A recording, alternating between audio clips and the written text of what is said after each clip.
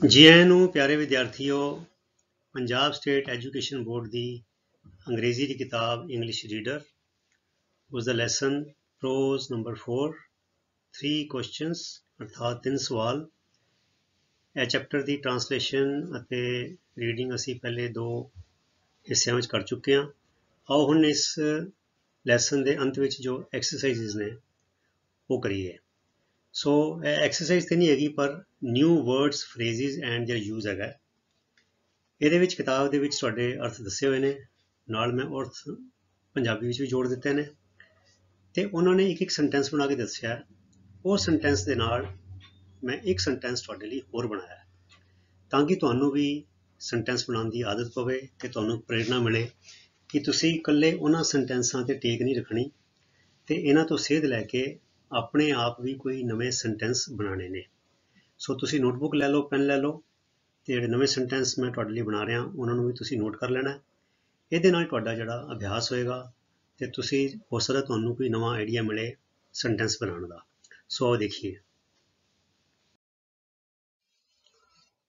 Messenger, one who carries messages, अर्थात ਇਹਨੂੰ ਅਸੀਂ ਪੰਜਾਬੀ ਚ ਕਹਿੰਦੇ ਹਾਂ ਹਰਕਾਰਾ, ਏਲਚੀ ਜਾਂ ਦੂਤ। ਠੀਕ ਹੈ। ਸੋ इन्होंने बनाया I got the summons through a messenger from the court. Court केवल समन भेजती है तो समन किसी हरकारे राही किसी एलची राही भेजती है। सो कहते I got the summons through a messenger from the court, मैं हरकारे राही कोर्ट तो समन प्राप्त किए। ठीक है। हुण मैं सेंटेंस ही बनाया था, ਜਿਹੜੇ मैं सेंटेंस बनाए ने वो मैं बोल्ड विच लिख दिते ने मोटा करके।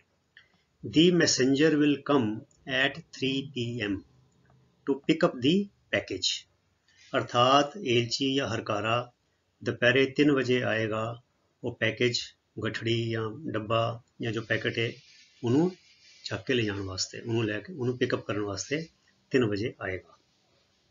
दूसरा शब्द है प्रिपेयर, टू मेक समथिंग और समबॉडी रेडी, अर्थात तैयारी करनी किसी चीज़ नू या किसी नू तैयार करना।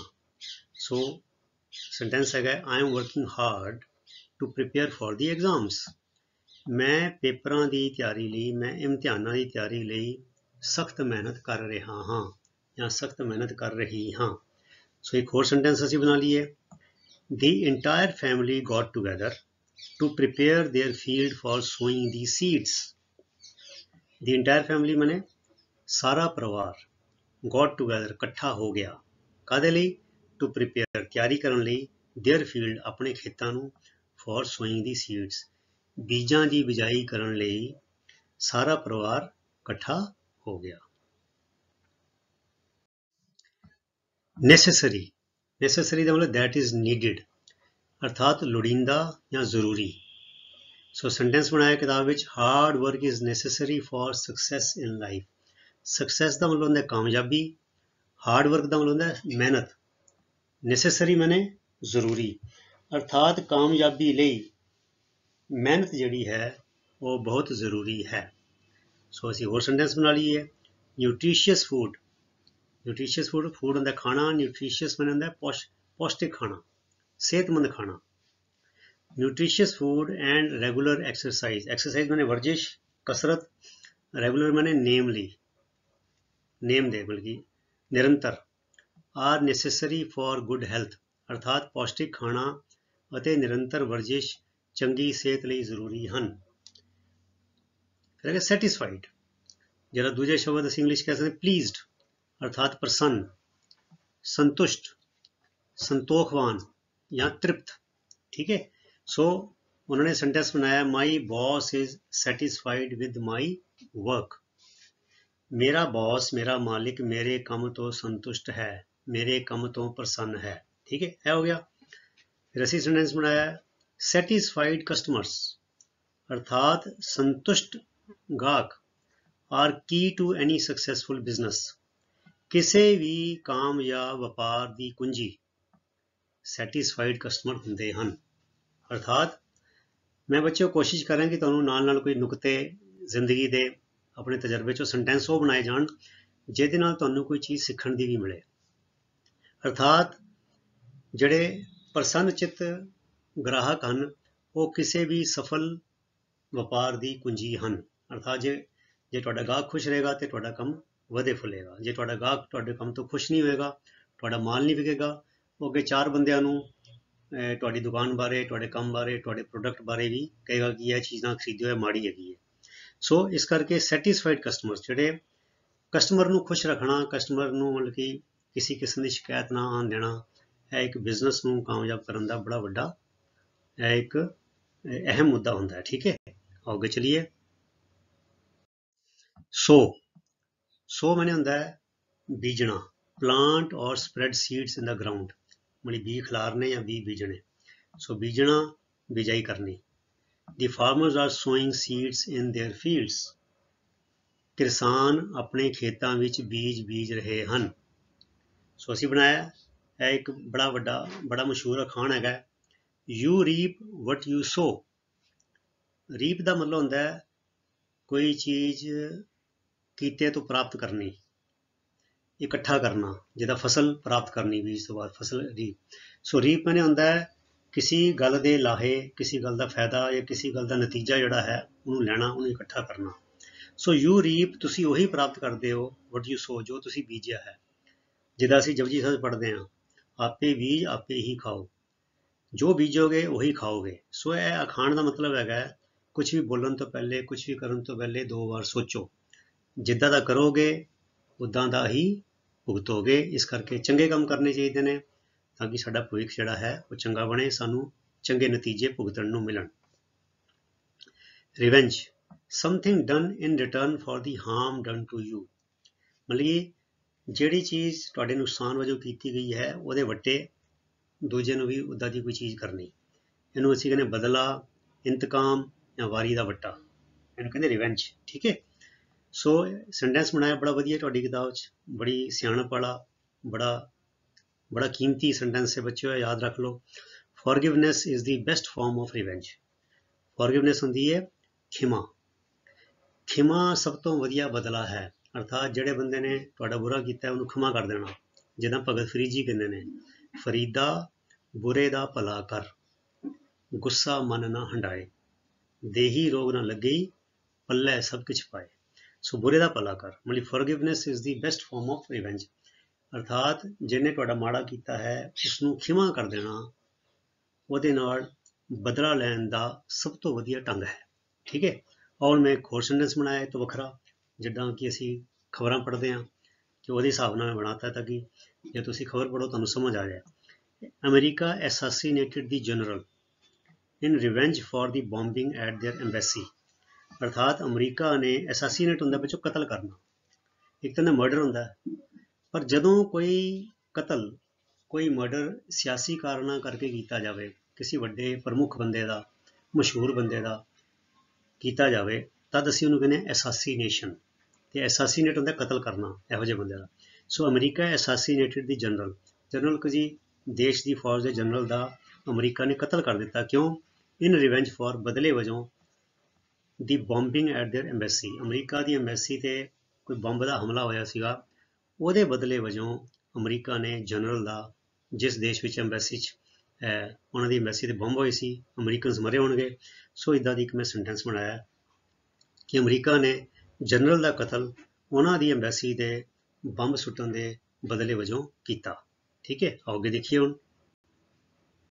Okay, spade, a tool for digging, ਅਰਥਾਤ ਖੁਦਾਈ ਕਰਨ ਦਾ ਸੰਦ, ਗੋਡੀ ਕਰਨ ਦਾ ਸੰਦ, ਇਹਨੂੰ ਅਸੀਂ ਕਹਿੰਦੇ ਫੌੜਾ ਜਾਂ ਕਹੀ ਕਹਿ ਦਿੰਦੇ ਹਾਂ, ਕੱਸੀ ਵੀ ਕਹਿ ਦਿੰਦੇ ਨੇ ਕਈ ਲੋਕੀ।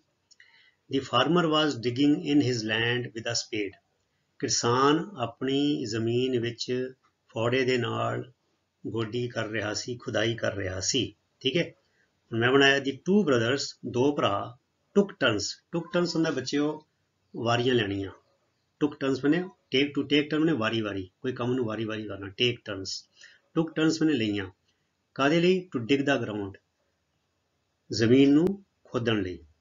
With the only spade available to, ਬੱਚੋ ਇੱਥੇ ਦੀ ਨਹੀਂ ਹੈਗਾ, ਇੱਥੇ ਦੈਮ ਹੈਗਾ, ਇੱਥੇ ਐਮ ਲਗਾ ਲਓ, ਐਮ, ਟਾਈਪਿੰਗ ਥੋੜੀ ਗਲਤ ਹੋ ਗਈ, ਟੂ ਦੈਮ, ਮਤਲਬ ਕਿ ਉਹਨਾਂ ਕੋਲ ਇੱਕੋ ਹੀ ਫੌੜਾ ਸੀਗਾ ਤੇ ਉਹਨਾਂ ਨੇ ਕੀ ਕੀਤਾ, ਇੱਕੋ ਇੱਕ ਫੌੜਾ ਜਿਹੜਾ ਉਹਨਾਂ ਕੋਲ ਸੀਗਾ ਉਹਦੇ ਨਾਲ ਉਹਨਾਂ ਨੇ ਵਾਰੀਆਂ ਬੰਨ੍ਹ ਕੇ ਵਾਰੀ-ਵਾਰੀ ਜ਼ਮੀਨ ਦੀ ਖੁਦਾਈ ਕੀਤੀ।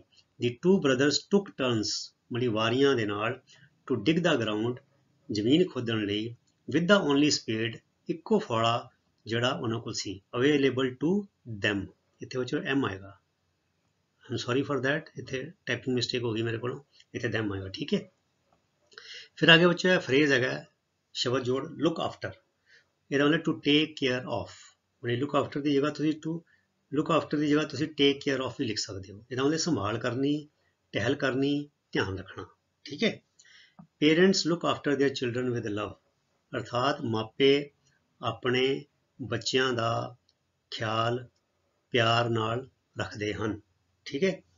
ਫਿਰ ਮੈਂ ਬਣਿਆ Manpreet looked after his ਏਲਿੰਗ mother, ਏਲਿੰਗ ਮੈਨੇ ਬਿਮਾਰੀ ਨਾਲ ਪੀੜਤ, ਬਿਮਾਰ ਮਦਰ, ਬਿਮਾਰ ਮਾਂ, ਲਾਈਕ ਅ ਗੁੱਡ ਸਨ, ਮਨਪ੍ਰੀਤ ਨੇ ਇੱਕ ਚੰਗੇ ਪੁੱਤਰ ਦੀ ਤਰ੍ਹਾਂ ਆਪਣੀ ਬਿਮਾਰ ਮਾਂ ਦੀ ਸੇਵਾ ਕੀਤੀ, ਠੀਕ ਹੈ, ਉਹਦੀ ਟਹਿਲ ਕੀਤੀ, ਸੰਭਾਲ ਕੀਤੀ। ਅੱਗੇ ਚਲੀਏ, ਆਖਰੀ ਦੋ ਹੈਗੇ ਨੇ ਹੋਰ। hermit, hermit ਮੈਨੇ one who lives a very simple life for religious reasons, hermit ਉਹ ਬੰਦਾ ਹੁੰਦਾ ਜੋ ਧਾਰਮਿਕ ਕਾਰਨਾਂ ਕਰਕੇ ਬੜਾ ਸਾਦਾ ਜੀਵਨ ਜਿਉਂਦਾ ਹੈ। ਤਿਆਗੀ ਕਹਿ ਦਿੰਦੇ ਆ, ਤਪਸਵੀ ਕਹਿ ਦਿੰਦੇ ਆ, ਫਕੀਰ ਕਹਿ ਦਿੰਦੇ ਆ, ਦਰਵੇਸ਼ ਕਹਿ ਦਿੰਦੇ ਆ, ਸਾਧੂ ਕਹਿ ਦਿੰਦੇ, ਠੀਕ ਹੈ। ਸੋ ਸੈਂਟੈਂਸ ਬਣਾਇਆ ਦੀ hermit lived in a wood outside the city, ਜਿਹੜਾ ਸਾਧੂ ਸੀ, ਦਰਵੇਸ਼ ਸੀ, ਆਊਟਸਾਈਡ ਦਾ ਸਿਟੀ, ਸ਼ਹਿਰ ਤੋਂ ਬਾਹਰ, ਇਨ ਅ ਵੁੱਡ, ਜੰਗਲ, ਇੱਕ ਜੰਗਲ ਵਿੱਚ ਰਹਿੰਦਾ ਸੀ, ਠੀਕ ਹੈ।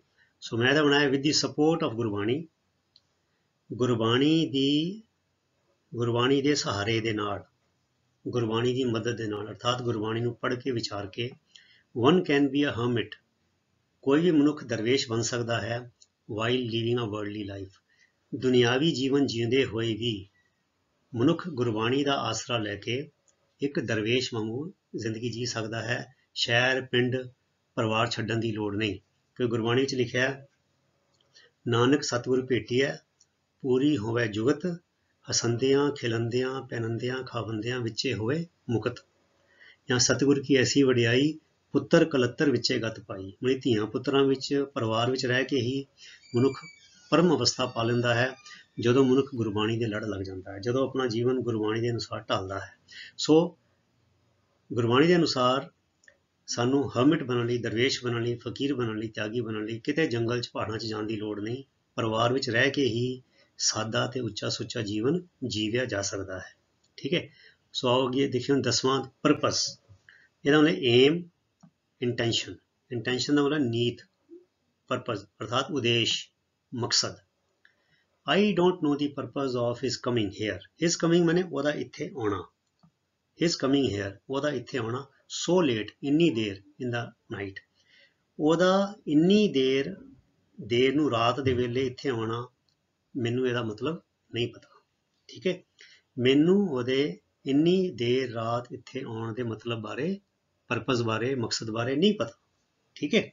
ਸੋ ਇਹਦਾ ਸੈਂਟੈਂਸ ਬਣਾਇਆ ਮੇਅਰਲੀ, ਮੇਅਰਲੀ ਹੁੰਦਾ ਕੇਵਲ, ਓਨਲੀ, ਸਿਰਫ, merely eating, drinking and sleeping cannot be the purpose of human life, ਇਹਦਾ ਮਤਲਬ ਇਹ ਹੋਇਆ ਕਿ ਸਿਰਫ ਖਾ ਲੈਣਾ, ਪੀ ਲੈਣਾ ਤੇ ਸੌਂ ਲੈਣਾ ਮਨੁੱਖਾ ਜਨਮ ਦਾ ਮਕਸਦ ਨਹੀਂ ਹੋ ਸਕਦਾ।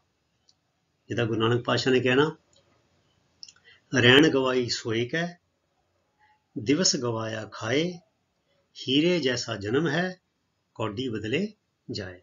ਸੋ ਪਿਆਰੇ ਵਿਦਿਆਰਥੀਓ, ਅਸੀਂ ਆਪਣੇ ਜੀਵਨ ਨੂੰ ਸਿਰਫ ਤੇ ਸਿਰਫ ਖਾਣ ਪੀਣ ਸੌਣ ਤੱਕ ਮਹਿਫੂਜ਼ ਸੀਮਿਤ ਨਹੀਂ ਰੱਖਣਾ। ਅਸੀਂ ਇਹ ਜਾਣਨ ਦੀ ਕੋਸ਼ਿਸ਼ ਕਰਨੀ ਹੈ ਕਿ ਜਾਨਵਰ ਵੀ ਤਾਂ ਖਾਂਦੇ ਪੀਂਦੇ ਸੌਂਦੇ ਨੇ, ਤੇ ਜੇ ਅਸੀਂ ਵੀ ਸਿਰਫ ਖਾਵਾਂ ਪੀਵਾਂਗੇ ਸੌਂ ਜਾਵਾਂਗੇ ਤੇ ਸਾਡੇ ਵਿੱਚ ਤੇ ਜਾਨਵਰਾਂ ਵਿੱਚ ਕੋਈ ਫਰਕ ਨਹੀਂ ਹੈਗਾ। ਮਨੁੱਖ ਨੂੰ ਪਰਮਾਤਮਾ ਨੇ ਬੁੱਧੀ ਦਿੱਤੀ ਹੈ, ਦਿਮਾਗ ਦਿੱਤਾ ਹੈ ਵਰਤਣ ਲਈ, ਤੇ ਇਸ ਦਿਮਾਗ ਦੇ ਨਾਲ ਗਿਆਨ ਹਾਸਿਲ ਕਰਕੇ ਅਸੀਂ ਦੇਵੀ ਦੇਵਤੇ ਦੇ ਤੁਲ ਪਹੁੰਚ ਸਕਦੇ ਹਾਂ, ਤੇ ਗਿਆਨ ਤੋਂ ਸੱਖਣੇ ਹੋ ਕੇ ਸਿਰਫ ਖਾ ਪੀ ਕੇ, ਛਲ ਕਪਟ ਕਰਕੇ, ਹੇਰਾ ਫੇਰੀਆਂ ਕਰਕੇ, ਬੇਈਮਾਨੀਆਂ ਕਰਕੇ ਅਸੀਂ ਜਾਨਵਰ ਤੋਂ ਵੀ ਥੱਲੇ ਡਿੱਗ ਸਕਦੇ ਹਾਂ। ਸੋ ਇਹ ਗੱਲਾਂ ਬੱਚਿਓ ਮੈਂ ਤਾਂ ਸੈਂਟੈਂਸ ਵੀ ਬਣਾਏ ਨੇ, ਤੇ ਨਾਲ ਨਾਲ ਕੋਈ ਚੰਗੀ ਚੀਜ਼ ਸਾਨੂੰ ਸਿੱਖਣ ਨੂੰ ਮਿਲੇ ਉਹ ਵੀ ਕੋਸ਼ਿਸ਼ ਮੈਂ ਕੀਤੀ ਹੈ। ਸੋ ਤੁਸੀਂ ਪਿਆਰੇ ਵਿਦਿਆਰਥੀਓ ਇਹ ਸਾਰੇ ਸੈਂਟੈਂਸਾਂ ਨੂੰ ਉੱਚੀ ਉੱਚੀ ਬੋਲੋ, ਤੇ ਤੁਸੀਂ ਇੱਥੇ ਤੱਕ ਹੀ ਇਹਨੂੰ ਛੱਡ ਨਹੀਂ ਰਹਿਣਾ, ਤੁਸੀਂ ਇਹਨਾਂ ਤੋਂ ਆਈਡੀਆ ਲੈ ਕੇ ਤੁਸੀਂ ਆਪ ਵੀ ਕੋਈ ਨਵੇਂ ਸੈਂਟੈਂਸ ਬਣਾਓ। ਤੇ ਬਿਲਕੁਲ ਵੀ ਚੱਕੋ ਨਾ। ਤੇ ਮੈਂ ਕਹਿੰਦਾ ਸੈਂਟੈਂਸ ਬਣਾ ਕੇ ਤੁਸੀਂ ਬੇਸ਼ੱਕ ਕਮੈਂਟਸ ਬਾਕਸ ਵਿੱਚ ਪਾ ਦਿਓ ਮੇਰੇ ਕੋਲ ਚੈੱਕ ਕਰਾ ਕੇ ਕਿ ਸਰ ਜੀ ਇਹ ਸੈਂਟੈਂਸ ਦੀ ਬਣਤਰ, ਇਹਦੀ ਗ੍ਰਾਮਰ ਠੀਕ ਹੈ ਜਾਂ ਨਹੀਂ। ਤੇ ਜੇ ਠੀਕ ਨਹੀਂ ਹੋਏਗੀ ਤੇ ਮੈਂ ਠੀਕ ਕਰ ਦਾਂਗਾ, ਜੇ ਠੀਕ ਹੈ ਤੇ ਮੈਂ ਥੰਬਸ ਅਪ ਕਰ ਦਾਂਗਾ, ਲਾਈਕ ਕਰ ਦਾਂਗਾ। ਤੇ ਜੇ ਤੁਸੀਂ ਮੈਨੂੰ ਨਹੀਂ ਭੇਜਣਾ ਚਾਹੁੰਦੇ, ਤੁਸੀਂ ਘਰ ਆਪਣੇ ਕਿਸੇ ਵੱਡੇ ਕੋਲ, ਆਪਣੇ ਟੀਚਰ ਕੋਲੋਂ ਵੀ ਇਹ ਗੱਲ ਪੁੱਛ ਸਕਦੇ ਹੋ। ਸੋ ਇਸੇ ਤਰ੍ਹਾਂ ਡਟ ਕੇ ਮਿਹਨਤ ਦੇ ਨਾਲ, ਲਗਨ ਦੇ ਨਾਲ ਤੁਸੀਂ ਆਪਣੀ ਪੜ੍ਹਾਈ ਕਰੀ ਜਾਓ ਤੇ ਅੱਗੇ ਵਧੀ ਜਾਓ। ਅਗਲੀ ਵੀਡੀਓ ਤੱਕ ਲਈ ਗੁੱਡ ਬਾਏ। ਤੁਹਾਡਾ ਸਾਰਿਆਂ ਦਾ ਬਹੁਤ ਬਹੁਤ ਧੰਨਵਾਦ। ਰੱਬ ਰਾਖਾ। Thank you very much.